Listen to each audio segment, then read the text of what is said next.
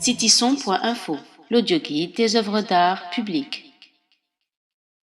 C'est un hommage au penseur philosophe Charles Fourier. C'est plus un hommage qu'un monument. Donc il s'agit avant tout, l'idée de la commande, enfin, qui était dans le cahier des charges, c'était aussi de prendre en compte ce socle historique où était, où était placée la statue de Émile Doré, la statue qui a été fondue pendant la guerre pour faire des munitions. Le projet, qui est à la base une anecdote, Fourier, en revenant de province, dîne un soir à Paris.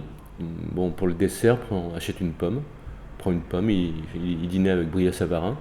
Et le prix de la pomme était de 15 fois ou 10 fois supérieur à la pomme qu'il avait achetée le matin même en province. Et donc c'est un peu de là où son idée s'est développée pour l'humanité. Et cette pomme donc est devenue une sorte de symbole comme ça de sa pensée. Et j'ai voulu qu'elle soit en inox polymiroir pour qu'évidemment la rue se reflète dedans et tout ce qui se passe et tout ce qu'il y a autour aussi.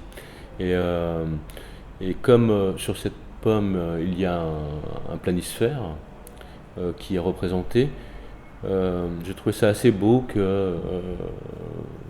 bah, que le monde se reflète sur le monde. Enfin, le socle était vraiment une partie de la commande de la ville. Et il fallait préserver ce socle.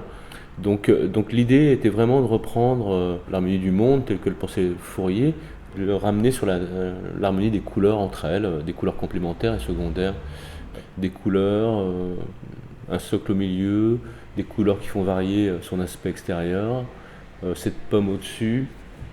Tout ça joue évidemment beaucoup dans ce projet, dans cette espèce d'harmonie du projet.